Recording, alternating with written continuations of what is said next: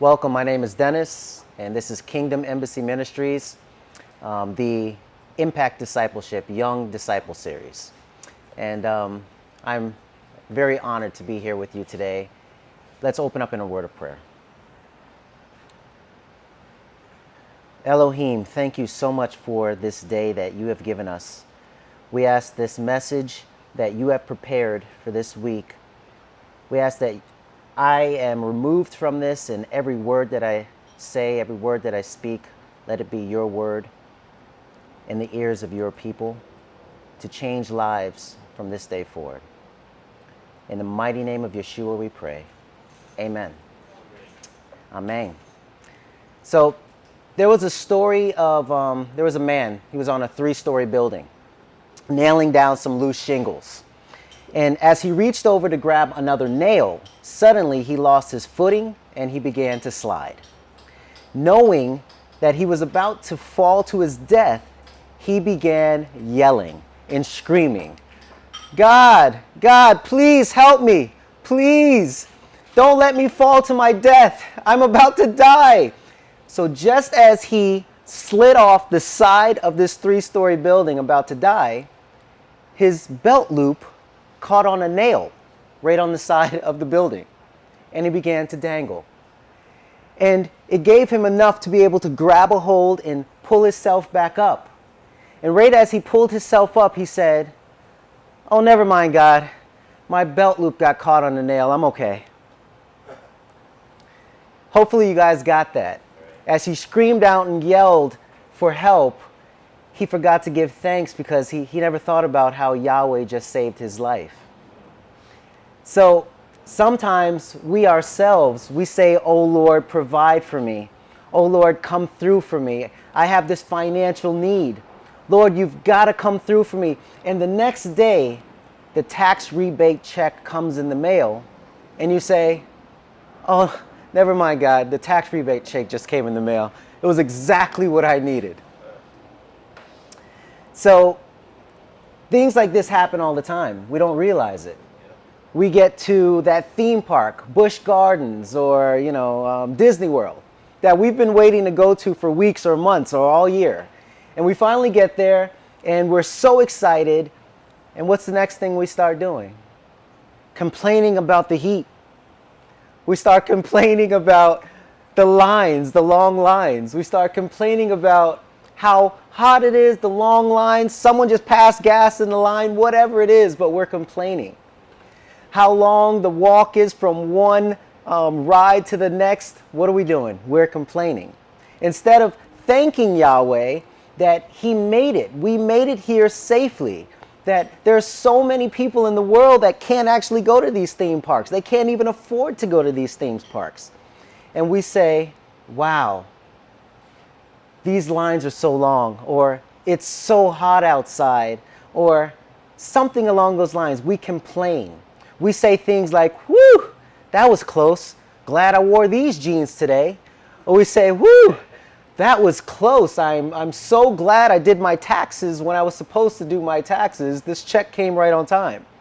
Rather than stopping to think, man, Yahweh had me wear these jeans.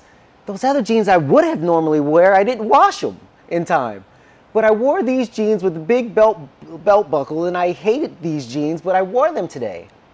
We didn't stop to think that Yahweh had me go to my tax guy and do my taxes that very day, knowing that when he submitted my taxes, that check was going to come in the mail that very day that I needed that money. Instead, we chalk it up as dumb luck instead of thanking God. So we complain and we say, Jesus, come through for us. And how like it is us to forget to give thanks when we're supposed to give thanks to him because he's the one that's making it all happen. But what we don't ever forget to do is complain. That's right. We don't ever forget to complain. It is just natural. It's quick. That's the quickest thing that we do. So we pray, Lord, get me out of this. Oh, Lord, please intervene. Oh, Lord, I need your help right now. Please give me, please provide for me, fill in the blank. We call on the Lord, and when he answers, we don't even offer up a word of thanks many of the times. And we complain more than anything else. And what's crazy is when Yahweh finally comes through, because sometimes we have to wait, we chalk it up as dumb luck. Man, that was close. Man, I got lucky. So all of that may sound crazy, but that's how some of us Christians are. Matter of fact, many of us are that way. And that's what this message is about. In Luke 17, we find a story of some men who had a lot to give thanks for. I'm pretty sure they did a lot of complaining throughout their lives, throughout every day of their lives. They were miraculously touched by Jesus. They were complete outcasts. They were the very scourge of society. These men had leprosy. See, in this time of history, you couldn't get any lower. It was bad. They lived isolated, miserable, lonely lives. Now, these 10 men called out to Yeshua for his healing touch, and Jesus gave it to them. However, out of those 10 men, only one of them came back to thank Jesus. Only one.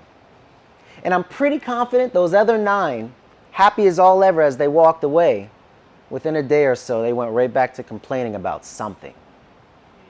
The other 9 men didn't even come back to give Yahweh thanks. And this honestly, it reminds me of how many times, I'll just say it, my wife and I, you put yourself in that place, call out to God for certain things. We had to wait so long for it, we chalked it up as dumb luck.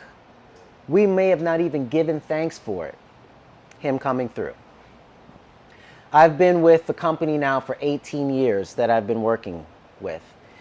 And out of the 18 years, 12 of those years, it was owned by these 2 men. And they sold the company. Now, during this 12 years I worked for them, I always felt I should have been the manager of the sales team.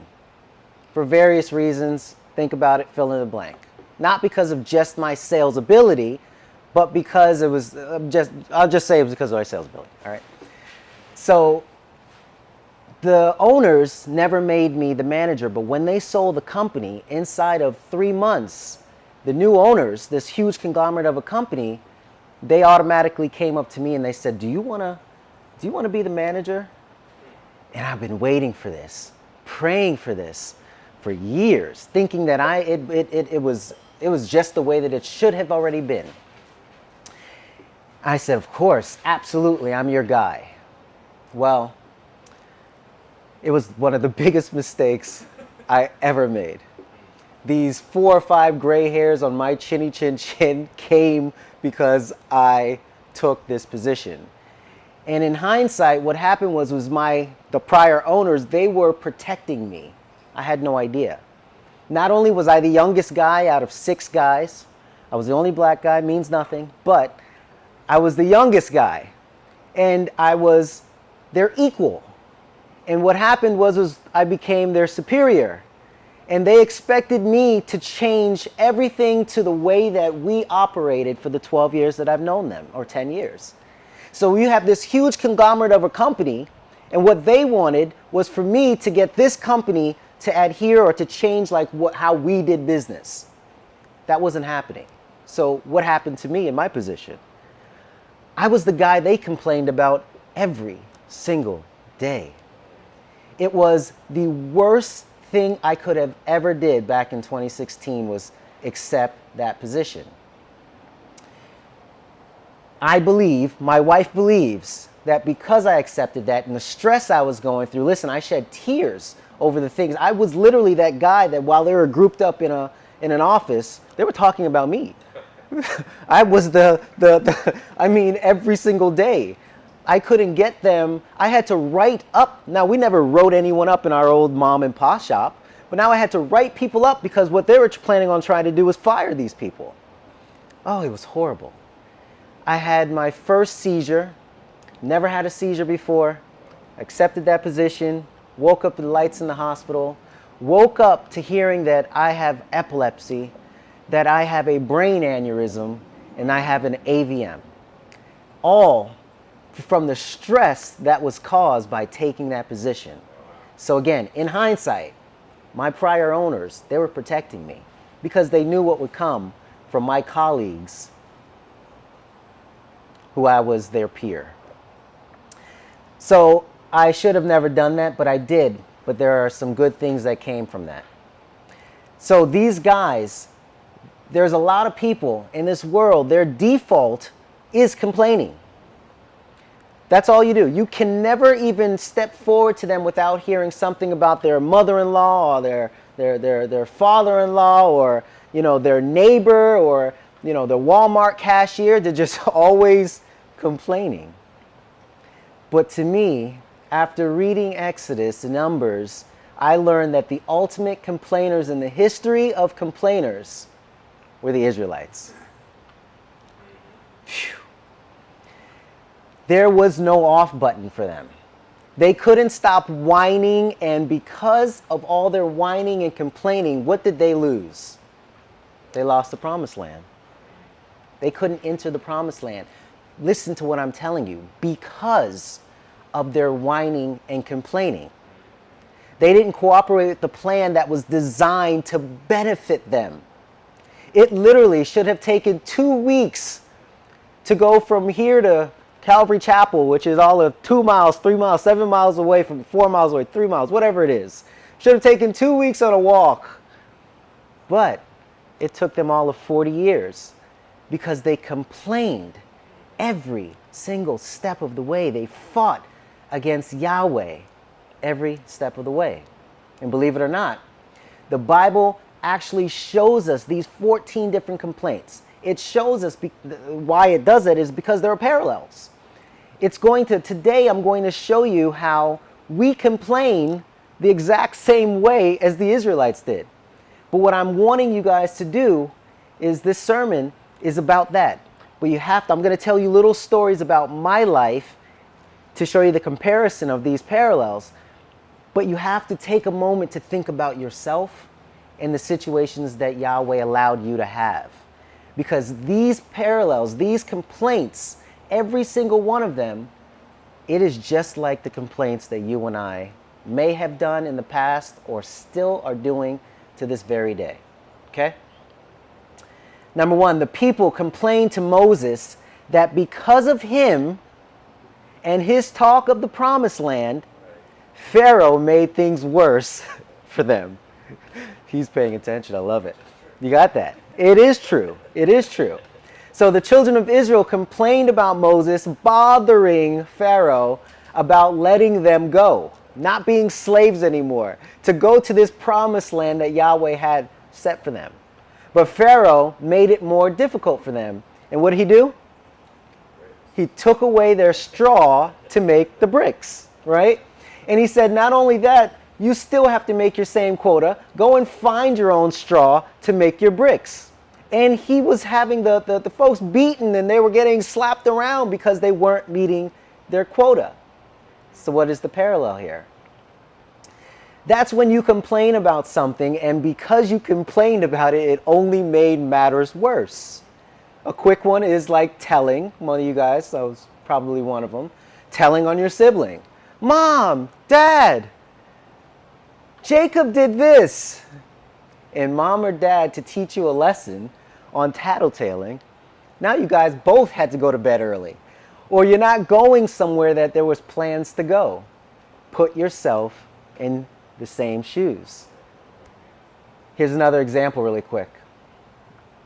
Gabby had the same bus driver, my daughter, for the last 2 years. This is her last year in middle school. So in 7th grade, she had this bus driver that would pick her up wherever she was. My house was the first house when you entered in through the gates.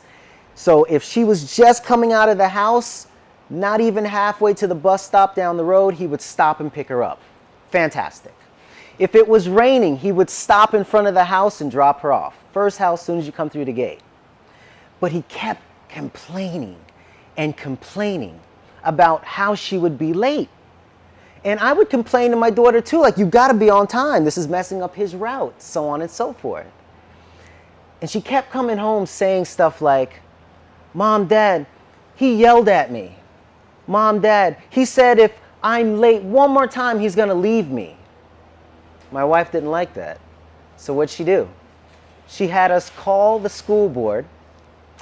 We got to his superior and we made a call.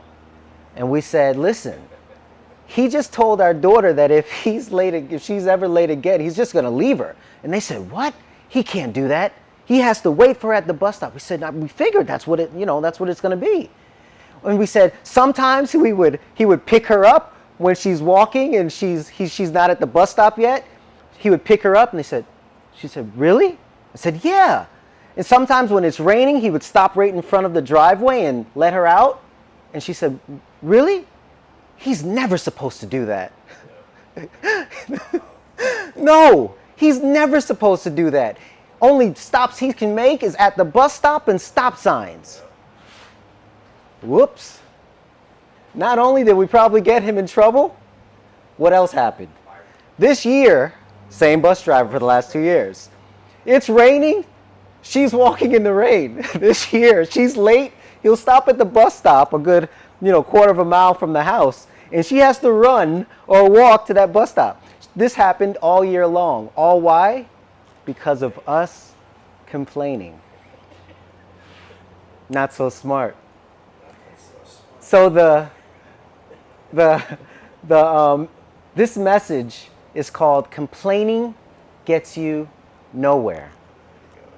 And as I called Dr. Jeff and we spoke, I told him the name of the message, and he says, yeah, but sometimes it gets you where, it says complaining gets you nowhere, but it also, you said, how did you say that? How did you phrase that? But it'll also get you where you don't want to go. I said, that's brilliant. It gets you somewhere. It gets you somewhere, but not where you want to go, all right? Number 2, the people complained and said to Moses, let us alone. What? Because there are no graves in Egypt, have you taken us away to die in the wilderness? You can read that in Exodus 14, 11, and 12. So this is when you're faced with what seems to be an impossible situation. All because you listen to your godly friends or your leaders. You wonder if this Christianity thing is worth it. So back in 2011, I was a deacon and an usher, and I was asked to be the pastor of the New Believers Room. Scared. I had to talk to the new believers that just came up, and there was always a flood of them, and go back in this room and deliver a little short message and do the prayer. Scared out of my mind.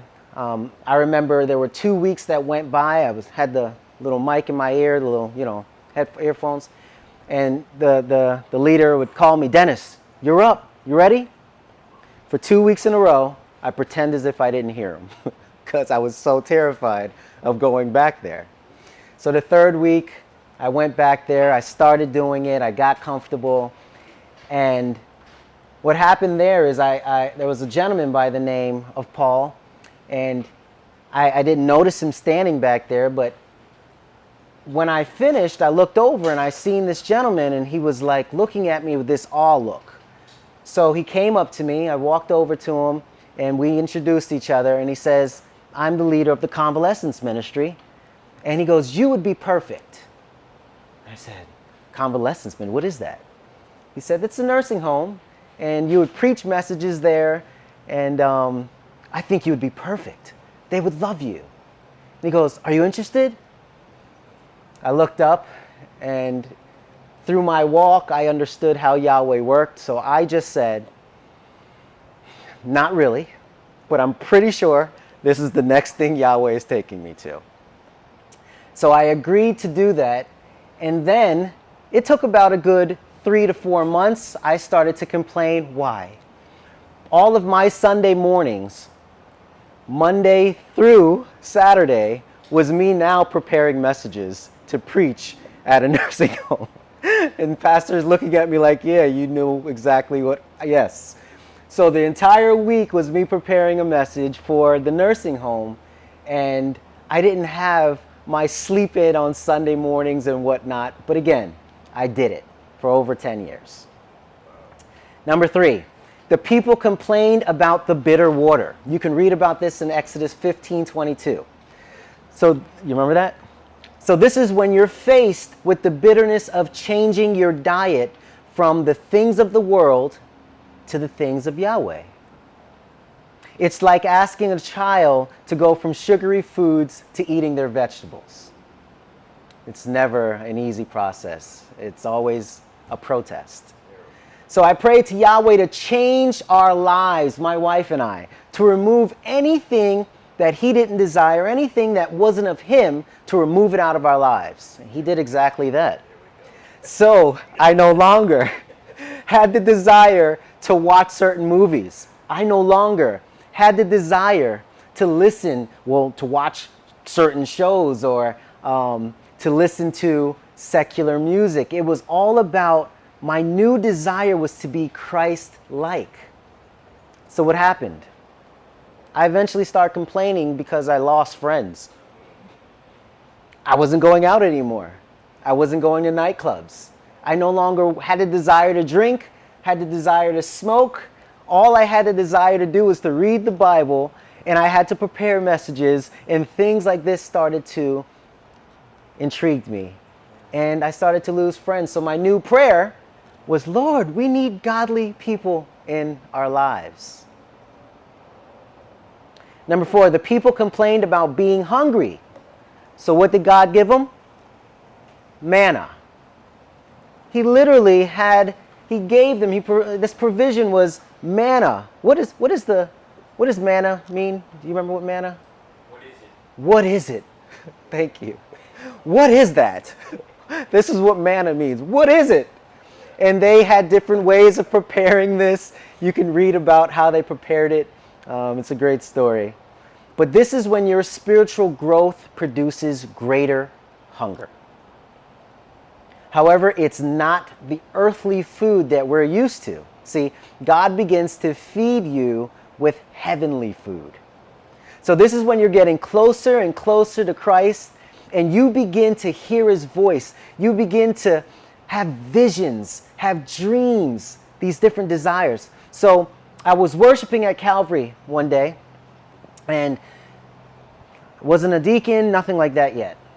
And I'm standing there, and I see this usher who I see every week ushering my aisle.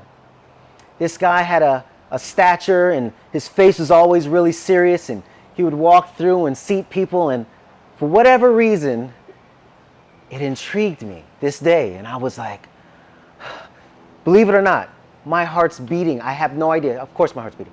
But it's fast. It's beating fast. Like, I want to do this. I want to be an usher.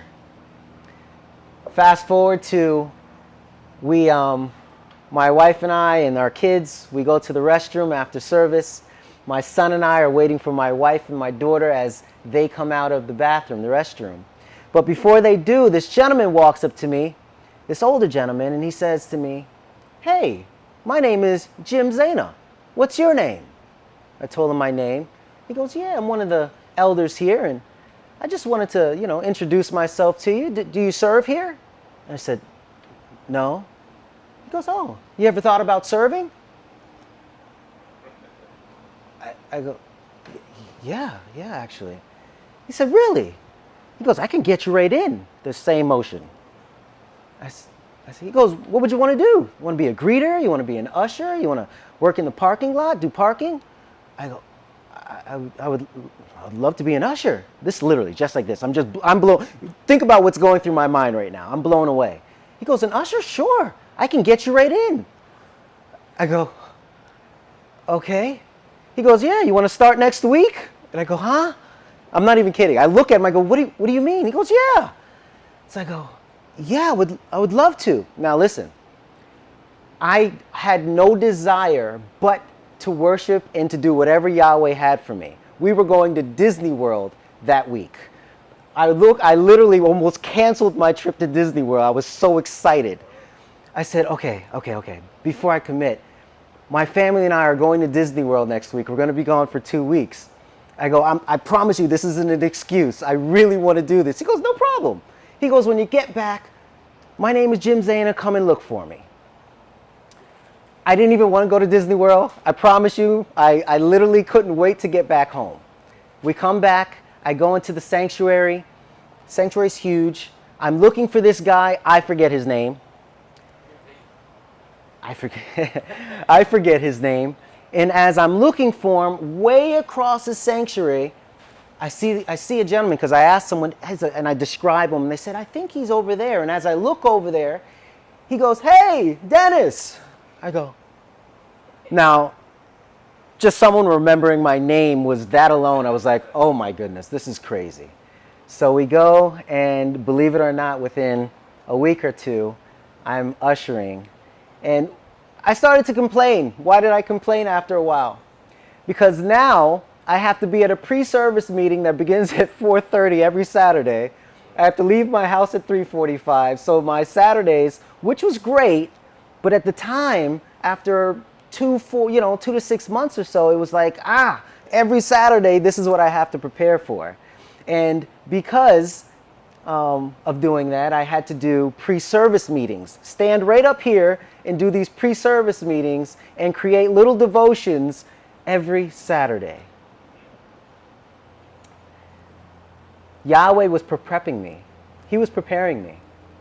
Through those small devos and overseeing the Saturday night service to pastoring the new believers room, he was prepping me to become a leader and a minister of his word at the nursing homes, where the people there, they call it the waiting room, right?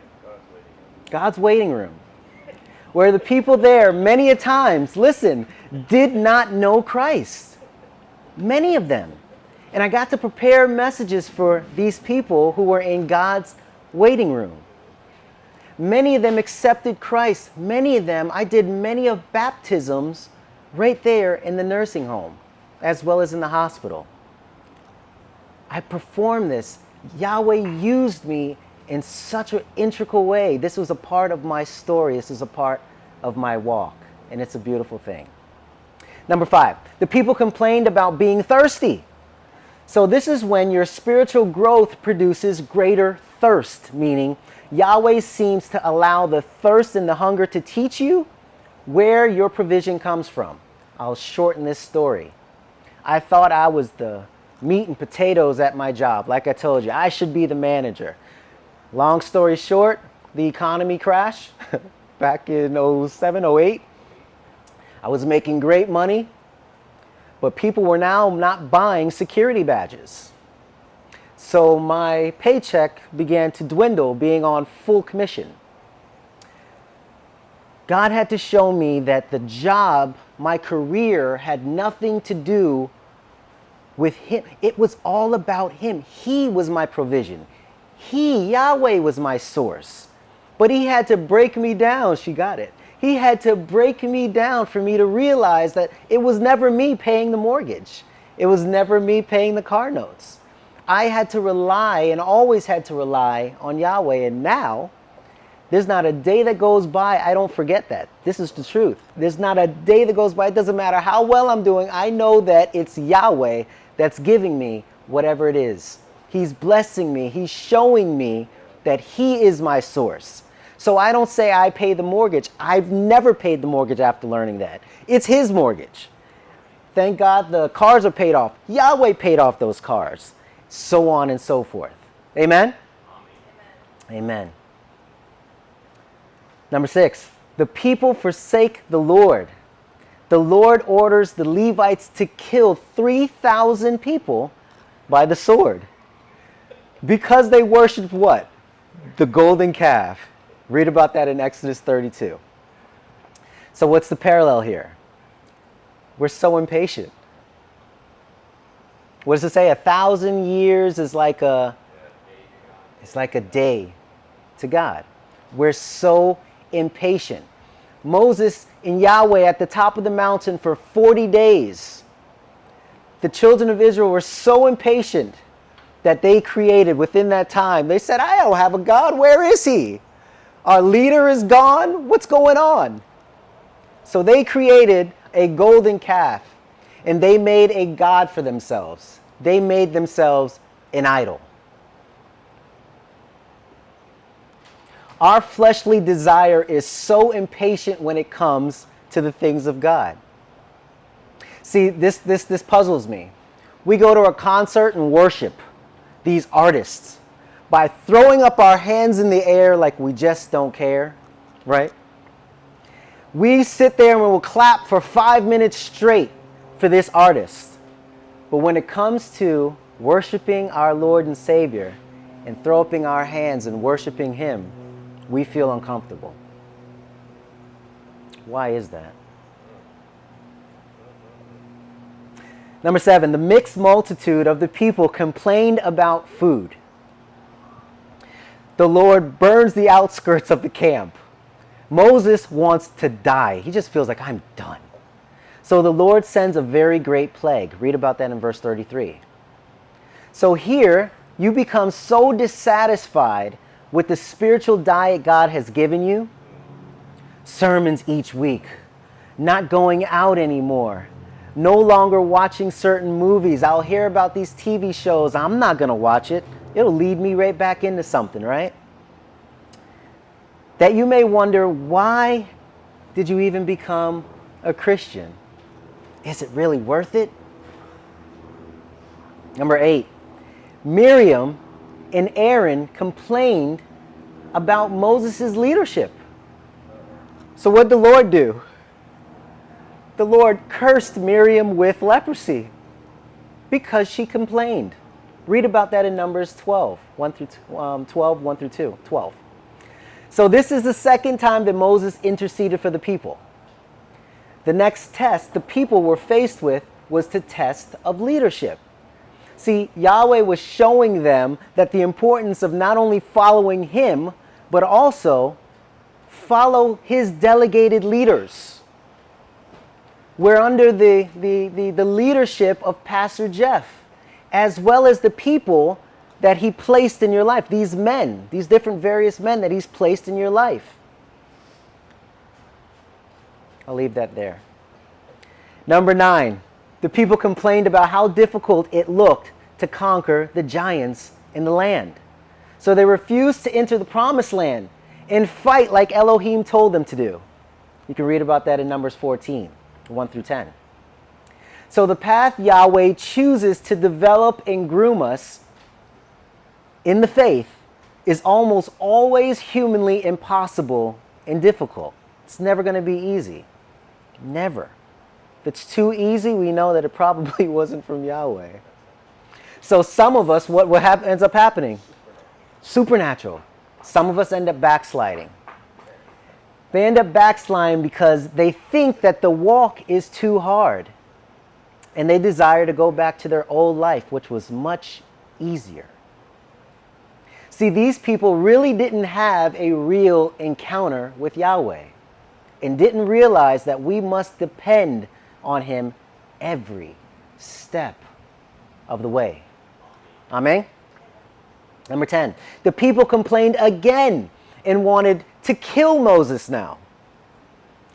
They try to select another leader. The Lord seeks to destroy the people with pestilence. Read about that in Numbers 14:10. Some believers are in it for the wrong reason. What could that reason be?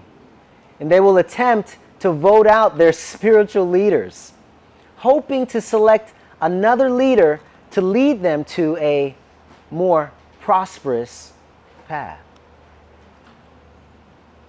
This is the third time that Moses interceded for the people.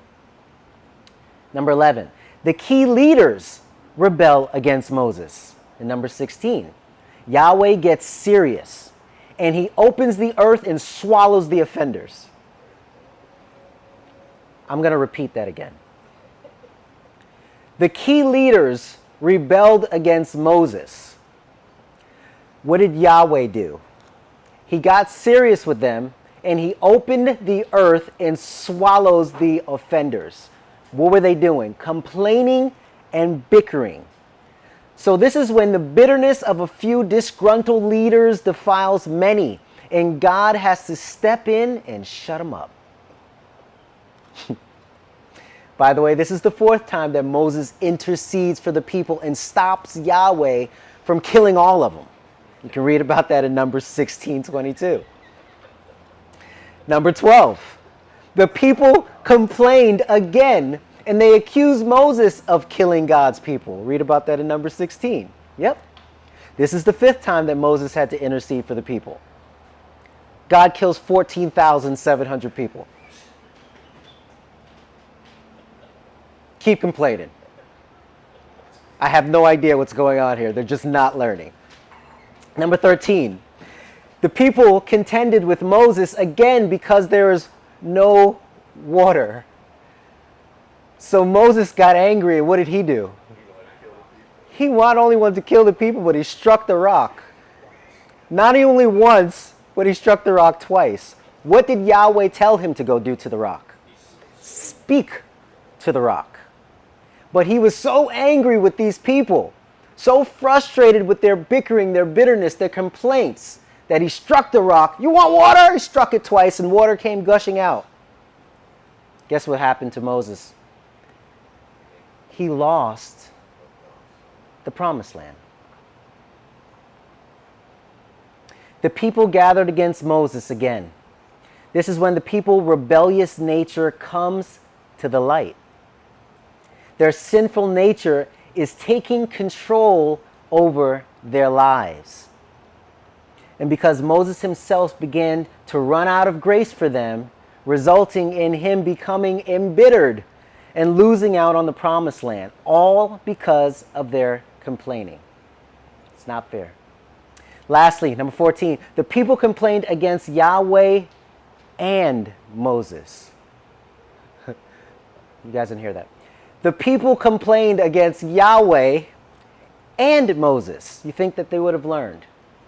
So what did Yahweh do? Anyone know? No, you heard about the fiery serpents? God finally brings a solution. He sends fiery serpents to bite them and kill them all. He shows them the depth of their sin nature. Complaining, bitterness, bickering.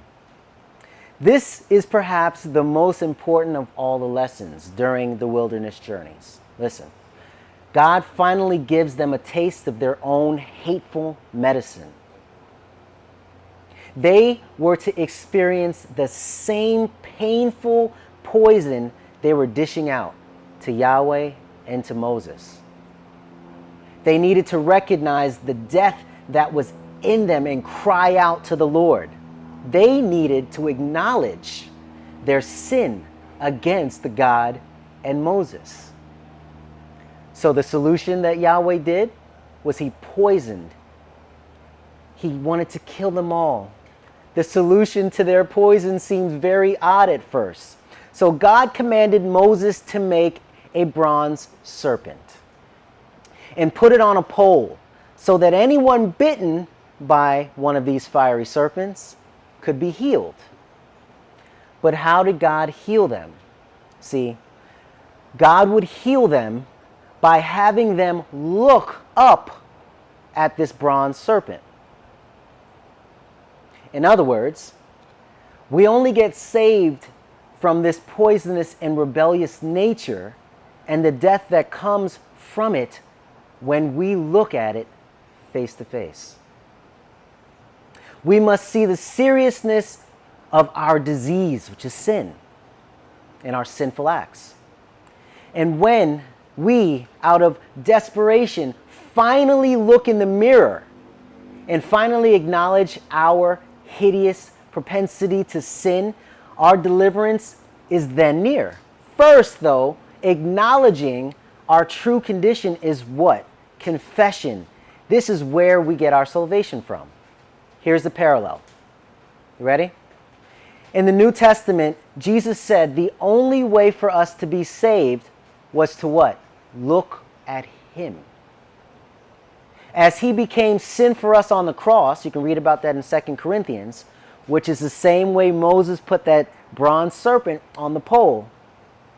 That's what saves us, looking at Christ. Listen to the words in John 3:14 and 15.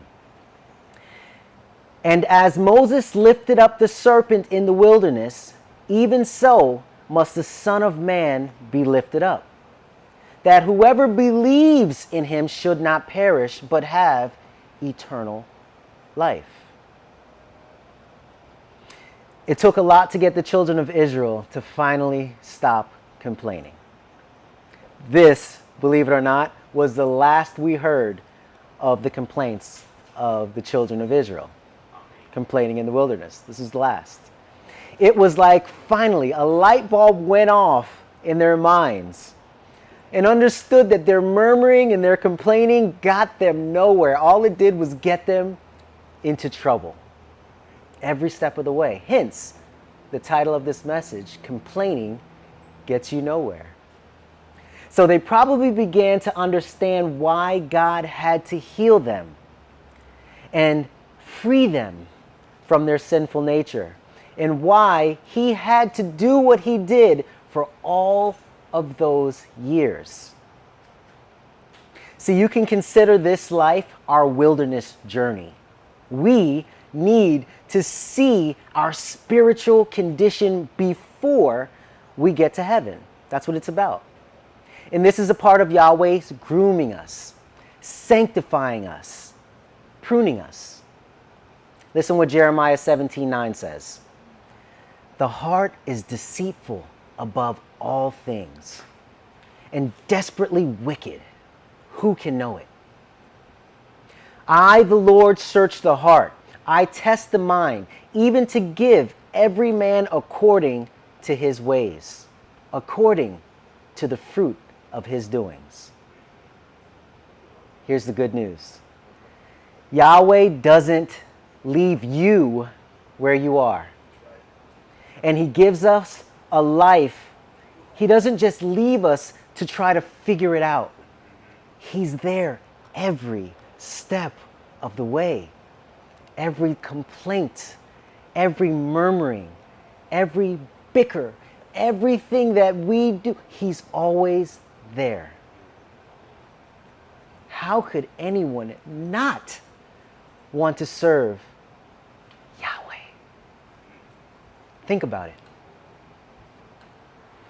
Heavenly Father, thank you so much for allowing me to be up here today, delivering this message that you've placed in my heart for all these weeks. I pray, my prayer is that your people open their hearts and their ears to see what it is you want to teach them today, and to change their lives to where instead of complaining and bickering, they give thanks to you for where they're at today in their journey of life. In the mighty name of Yeshua we pray. Amen. Thank you.